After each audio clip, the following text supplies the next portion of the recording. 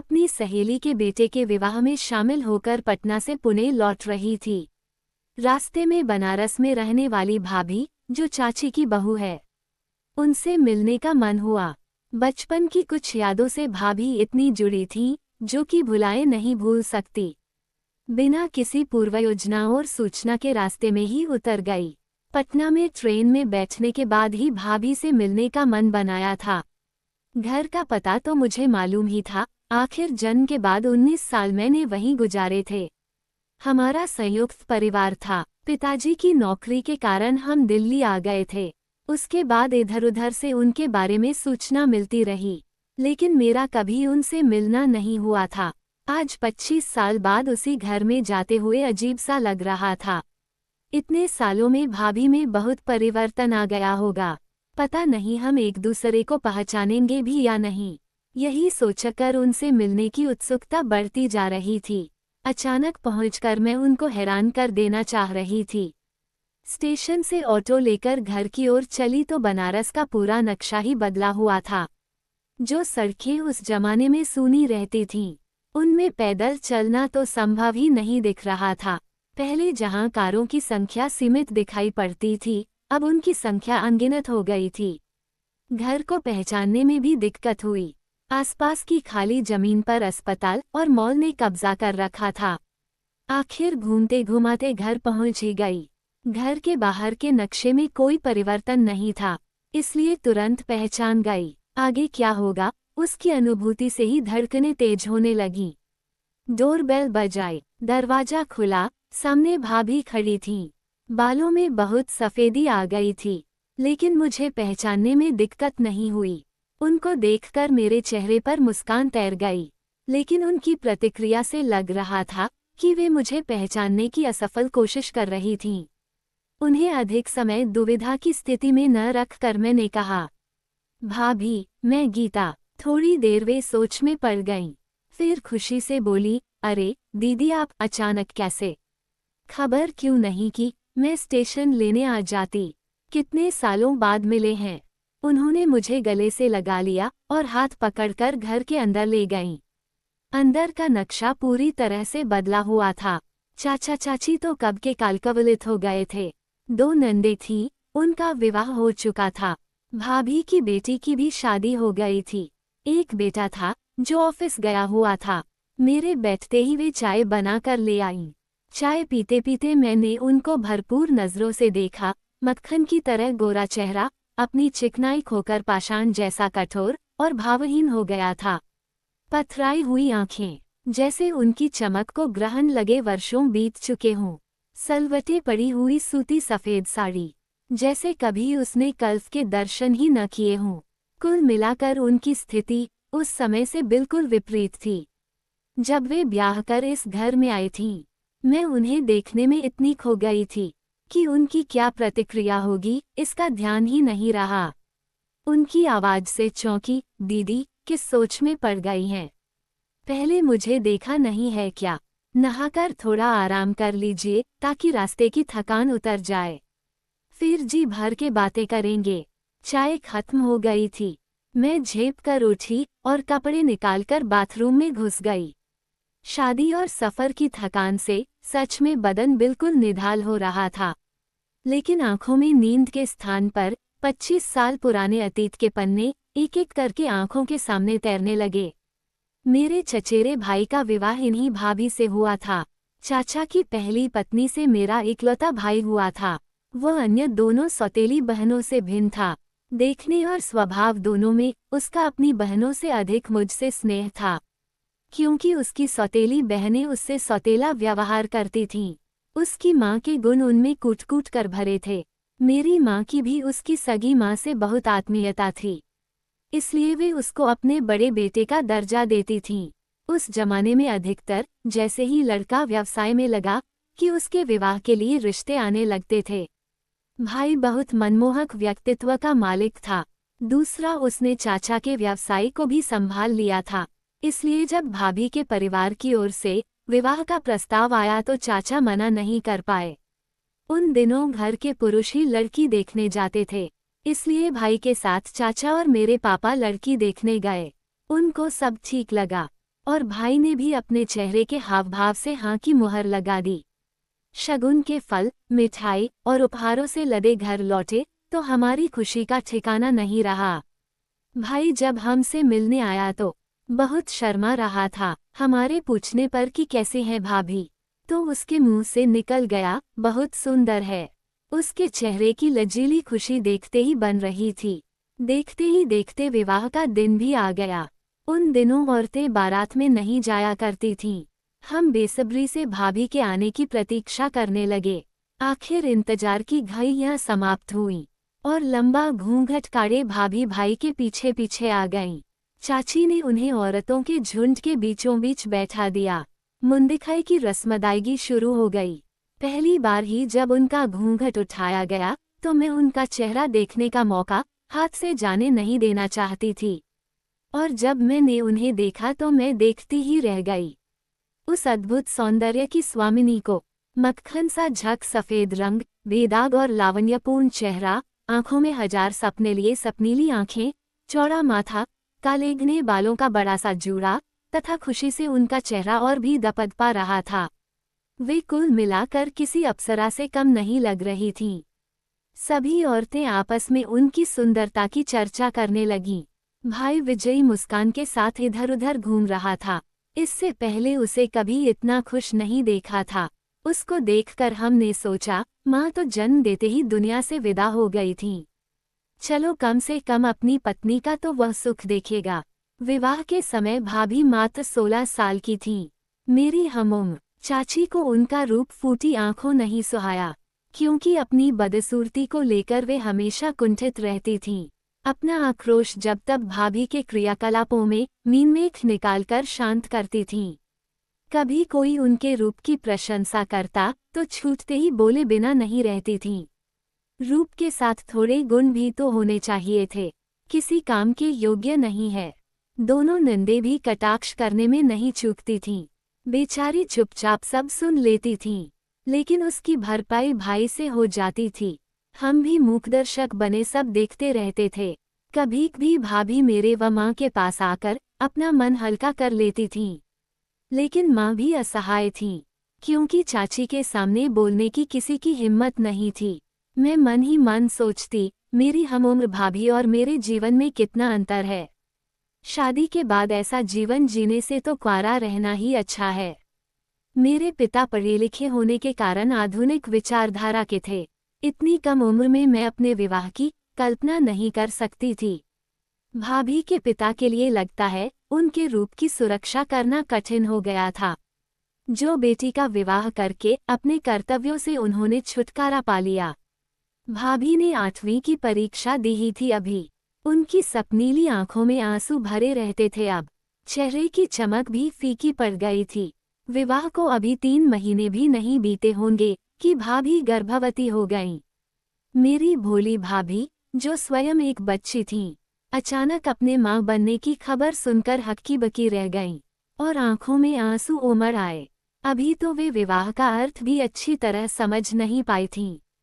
वे रिश्तों को ही पहचानने में लगी हुई थीं। मातृत्व का बोझ कैसे वहन करेगी, लेकिन परिस्थितियां सब कुछ सिखा देती हैं। उन्होंने भी स्थिति से समझौता कर लिया। भाई पितृत्व के लिए मानसिक रूप से तैयार तो हो गया, लेकिन उसके चेहरे पर अपराधा भावना साफ झलकती थी कि जागरूकता की कमी होने के कारण भाभी को इस स्थिति में लाने का दोषी वही है। मेरी माँ कभी भी भाभी से पूछकर कि उन्हें क्या पसंद है, बनाकर चुपचाप उनके कमरे में पहुंचा देती थीं। बाकी किसी को तो उनसे कोई हमदर्दी न थी। प्रसव का समय आ पहुंचा। भाभी ने चांद सी बेटी को जन्म दिया। नन्ही परी को देखकर वे अपना सारा दुख दर्द भूल गईं और मैं तो खुशी से नाचने लगी। लेकिन ये क्या, बाकी लोगों के चेहरों पर लड़की पैदा होने की खबर सुनकर मातम छा गया था। भाभी की नंदे और चाची सभी तो स्त्री हैं और उनकी अपनी भी तो 2 बेटियां ही हैं, फिर ऐसा क्यों? मेरी समझ से परे की बात थी, लेकिन एक बात तो तय थी कि औरत ही औरत की दुश्मन होती है। मेरे जन्म पर तो मेरे पिताजी ने शहर भर में लड्डू बांटे थे। कितना अंतर था मेरे चाचा और पिताजी में। वे केवल 1 साल ही तो छोटे थे उनसे। एक ही माँ से पैदा हुए दोनों। लेकिन पढ़े लिखे होने के कारण दोनों की सोच में जमीन आसमान का अंतर था। मातृत्व से गौरवान्वित होकर भाभी और भी सुडौल व सुंदर दिखने लगी थीं। बेटी तो जैसे उनको मन बहलाने का खिलौना मिल गई थी। कई बार तो वे उसे खिलाते खिलाते गुनगुनाने लगती थीं। अब उनके ऊपर किसी के तानों का कोई प्रभाव नहीं पड़ता था। माँ बनते ही औरत कितनी आत्मविश्वास और आत्मसम्मान से पूर्ण हो जाती है, उसका उदाहरण भाभी के रूप में मेरे सामने था। अब वे अपने प्रति गलत व्यवहार की प्रतिक्रिया स्वरूप प्रतिरोध भी करने लगी थीं। इसमें मेरे भाई का भी सहयोग था, जिससे हमें बहुत सुखद अनुभूति होती थी। इसी तरह समय बीतने लगा और भाभी की बेटी 3 साल की हो गई तो फिर से उनके गर्भवती होने का पता चला। और इस बार भाभी की प्रतिक्रिया पिछली बार से एकदम विपरीत थी। परिस्थितियों ने और समय ने उनको काफी परिपक्व बना दिया था। गर्भ को 7 महीने बीत गए थे और अचानक हृदयविदारक सूचना मिली। भाई की घर लौटते हुए सड़क दुर्घटना में मृत्यु हो गई है। यह अनहोनी सुनकर सभी लोग स्तंभित रह गए। कोई भाभी को मनहूस बता रहा था तो कोई अजन्मे बच्चे को कोस रहा था कि पैदा होने से पहले ही बाप को खा गया। ये किसी ने नहीं सोचा कि पतिविहीन भाभी और बाप के बिना बच्चे की जिंदगी में कितना अंधेरा हो गया है। उनसे किसी को सहानुभूति नहीं थी। समाज का ये रूप देखकर मैं कांप उठी और सोच में पड़ गई कि यदि भाई कम उम्र लिखवा कर लाए हैं या किसी की गलती से दुर्घटना में वे मारे गए हैं तो इसमें भाभी का क्या दोष? इस दोष से पुरुष जाति क्यों वंचित रहती है? एक एक करके उनके सारे सुहाग चिन्ह पोंछ दिए गए। उनके सुंदर कोमल हाथ जो हर समय मीनाकारी वाली चूड़ियों से सजे रहते थे वे खाली कर दिए गए। उन्हें सफ़ेद साड़ी पहनने को दी गई। भाभी के विवाह की कुछ साड़ियों की तो अभी तह भी नहीं खोल पाई थी। वे तो जैसे पत्थर सी बेजान हो गई थीं और जड़वत सभी क्रियाकलापों को निशब्द देखती रहीं। वे स्वीकार ही नहीं कर पा रही थीं कि उनकी दुनिया उजड़ चुकी थी। एक भाई ही तो थे जिनके कारण वे सब कुछ सहकर भी खुश रहती थीं। उनके बिना वे कैसे जीवित रहेंगी? मेरा हृदय तो चीत्कार करने लगा कि भाभी की ऐसी दशा क्यों की जा रही थी। उनका कसूर क्या था? पत्नी की मृत्यु के बाद पुरुष पर न तो लांछन लगाए जाते हैं, न ही उनके स्वरूप में कोई बदलाव आता है। भाभी के मायके वाले भाई की 13वीं पर आए और उन्हें साथ ले गए कि वे यहाँ के वातावरण में भाई को याद करके तनाव में और दुखी रहेंगी, जिससे आने वाले बच्चे और भाभी के स्वास्थ्य पर बुरा असर पड़ेगा। सबने सहर्ष उनको भेज दिया, ये सोचकर कि जिम्मेदारी से मुक्ति मिली। कुछ दिनों बाद उनके पिताजी का पत्र आया कि वे भाभी का प्रसव वहीं करवाना चाहते हैं। किसी ने कोई एतराज नहीं किया और फिर यह खबर आई कि भाभी के बेटा हुआ है। हमारे यहाँ से उनको बुलाने का कोई संकेत दिखाई नहीं पड़ रहा था, लेकिन उन्होंने बुलावे का इंतजार नहीं किया और बेटे के 2 महीने का होते ही अपने भाई के साथ वापस आ गईं। कितना बदल गई थी भाभी। सफ़ेद साड़ी में लिपटी हुई, सूना माथा, हाथ में सोने की एक एक चूड़ी, बस। उन्होंने हमें बताया कि उनके माता पिता उनको आने नहीं दे रहे थे, कि जब उसका पति ही नहीं रहा तो वहां जाकर क्या करेगी, लेकिन वे नहीं मानी। उन्होंने सोचा कि वे अपने माँ बाप पर बोझ नहीं बनेंगी और जिस घर में ब्याह कर गई हैं वहीं से उनकी अर्थी उठेगी। मैंने मन में सोचा, जाने किस मिट्टी की बनी है वे। परिस्थितियों ने उन्हें कितना दृढ़ निश्चय और सहनशील बना दिया है। समय बीतते हुए मैंने पाया कि उनका पहले वाला आत्मसम्मान समाप्त हो चुका है। अंदर से जैसे वे टूट गई थीं। जिस डाली का सहारा था, जब वही नहीं रही तो वे किसके सहारे हिम्मत रखतीं? उनको परिस्थितियों से समझौता करने के अतिरिक्त कोई चारा दिखाई नहीं पड़ रहा था। फूल खिलने से पहले ही मुरझा गया था। सारा दिन सबकी सेवा में लगी रहती थीं। उनकी नंद का विवाह तय हो गया और तारीख भी निश्चित हो गई थी, लेकिन किसी भी शुभ कार्य के समय वे कमरे में बंद हो जाती थीं। लोगों का कहना था कि वे विधवा हैं, इसलिए उनकी परछाई भी नहीं पड़नी चाहिए। ये औरतों के लिए विडंबना ही तो है कि बिना कसूर के हमारा समाज विधवा के प्रति ऐसा दृष्टिकोण रखता है। उनके दूसरे विवाह के बारे में सोचना तो बहुत दूर की बात थी। उनकी हर गतिविधि पर तीखी आलोचना होती थी। जबकि चाचा का दूसरा विवाह चाची के जाने के बाद 1 साल के अंदर ही कर दिया गया। लड़का लड़की दोनों माँ के कोख से पैदा होते हैं। फिर समाज की ये दोहरी मानसिकता देखकर मेरा मन आक्रोश से भर जाता था, लेकिन कुछ कर नहीं सकती थी। मेरे पिताजी पुश्तैनी व्यवसाय छोड़कर दिल्ली में नौकरी करने का मन बना रहे थे। भाभी को जब पता चला तो वे फूट फूट कर रोईं। मेरा तो बिल्कुल मन नहीं था उनसे इतनी दूर जाने का, लेकिन मेरे न चाहने से क्या होना था और हम दिल्ली चले गए। वहाँ मैंने 2 साल में एमए पास किया और मेरा विवाह हो गया। उसके बाद भाभी से कभी संपर्क ही नहीं हुआ। ससुराल वालों का कहना था कि विवाह के बाद जब तक मायके के रिश्तेदारों का निमंत्रण नहीं आता तब तक वे नहीं जाती। मेरा अपनी चाची से ऐसी उम्मीद करना बेमानी था। ये सब सोचते सोचते कब नींद आ गई पता ही नहीं चला। उठो दीदी, सांझ पड़े नहीं सोते, चाय तैयार है। भाभी की आवाज से मेरी नींद खुली और मैं उठकर बैठ गई। पुरानी बातें याद करते करते सोने के बाद सिर भारी हो रहा था। चाय पीने से थोड़ा आराम मिला। भाभी का बेटा प्रतीक भी ऑफिस से आ गया था। मेरी दृष्टि उस पर टिक गई, बिल्कुल भाई पर गया था। उसी की तरह मनमोहक व्यक्तित्व का स्वामी, उसी तरह बोलती आंखें और गोरा रंग। इतने वर्षों बाद मिली थी भाभी से, समझ ही नहीं आ रहा था कि बात कहाँ से शुरू करूं। समय कितना बीत गया था। उनका बेटा साल भर का भी नहीं था जब हम बिछुड़े थे। आज इतना बड़ा हो गया है। पूछना चाह रही थी उनसे कि इतने अंतराल तक उनका वक्त कैसे बीता। बहुत कुछ तो उनके बाहरी आवरण ने बता दिया था कि वे उसी में जी रही हैं जिसमें मैं उनको छोड़ कर गई थी। इससे पहले कि मैं बातों का सिलसिला शुरू करूं, भाभी का स्वर सुनाई दिया। दामाद जी क्यों नहीं आए? क्या नाम है बेटी का? क्या कर रही है आजकल? उसे क्यों नहीं लाई? इतने सारे प्रश्न उन्होंने एक साथ पूछ डाले। मैंने सिलसिलेवार उत्तर दिया, इनको तो अपने काम से फुर्सत नहीं है। मीनू के इम्तिहान चल रहे थे, इसलिए भी इनका आना नहीं हुआ। वैसे भी मेरी सहेली के बेटे की शादी थी, इनका आना जरूरी भी नहीं था। और भाभी, आप कैसे हो? इतने साल मिले नहीं, लेकिन आपकी याद बराबर आती रही। आपकी बेटी के विवाह में भी चाची ने नहीं बुलाया। मेरा बहुत मन था आने का। कैसी है वह? मैंने सोचने में और समय बर्बाद न करते हुए पूछा। क्या करती मैं? अपनी बेटी की शादी में भी औरों पर आश्रित थी। मैं चाहती तो बहुत थी, कहकर वे शून्य में खो गईं। चलो, अब चाचा चाची तो रहे नहीं, प्रतीक के विवाह में आप नहीं बुलाएंगी तो भी आऊंगी। अब तो विवाह के लायक वह भी हो गया है।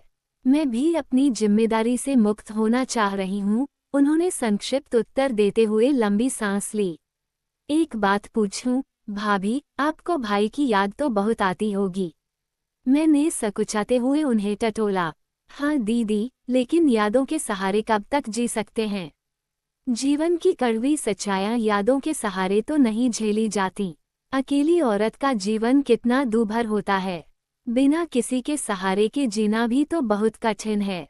वे तो चले गए, लेकिन मुझे तो सारी जिम्मेदारी अकेले संभालनी पड़ी। अंदर से रोती थी और बच्चों के सामने हंसती थी कि उनका मन दुखी न हो, वे अपने को अनाथ न समझें। एक सांस में वे बोली, जैसे उन्हें कोई अपना मिला, दिल हल्का करने के लिए। हाँ भाभी, आप सही हैं। जब भी ये ऑफिस टूर पर चले जाते हैं, तब अपने को असहाय महसूस करती हूँ मैं भी। एक बात पूछूं, बुरा तो नहीं मानेंगी? कभी आपको किसी पुरुष साथी की आवश्यकता नहीं पड़ी? मेरी हिम्मत उनकी बातों से बढ़ गई थी। क्या बताऊं दीदी, जब मन बहुत उदास होता था तो लगता था किसी के कंधे पर सिर रखकर खूब रोऊं। और वह कंधा पुरुष का हो तभी हम सुरक्षित महसूस कर सकते हैं। उसके बिना औरत बहुत अकेली है। उन्होंने बिना संकोच के कहा। आपने कभी दूसरे विवाह के बारे में नहीं सोचा? मेरी हिम्मत बढ़ती जा रही थी। कुछ सोचते हुए वे बोलीं, क्यों नहीं दीदी, पुरुषों की तरह औरतों की भी तो तन की भूख होती है। बल्कि उनको तो मानसिक, आर्थिक सहारे के साथ साथ सामाजिक सुरक्षा की भी बहुत जरूरत होती है। मेरी उम्र ही क्या थी उस समय, लेकिन जब मैं पढ़ी लिखी न होने के कारण आर्थिक रूप से दूसरों पर आश्रित थी, तो कर भी क्या सकती थी। इसलिए मैंने सबके विरुद्ध होकर अपने गहने बेचकर आस्था को पढ़ाया, जिससे वह आत्मनिर्भर होकर अपने निर्णय स्वयं ले सके। समय का कुछ भी भरोसा नहीं, कब करवट बदले। उनका बेबाक उत्तर सुनकर मैं अचंभित रह गई और मेरा मन करुणा से भर आया।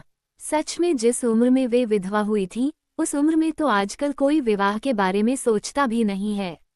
उन्होंने इतना समय अपनी इच्छाओं का दमन करके कैसे काटा होगा, सोचकर ही मैं सिहर उठी थी। बस अब तो मैं थक गई हूँ।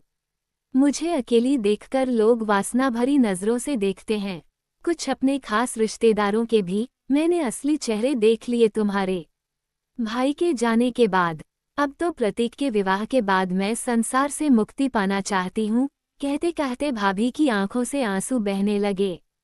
समझ नहीं आ रहा था कि ऐसा न करने के लिए कहकर उनका दुख बढ़ाऊंगी या सांत्वना दूंगी। मैं शब्दहीन उनसे लिपट गई और वे अपना दुख आंसुओं के सहारे हल्का करती रहीं।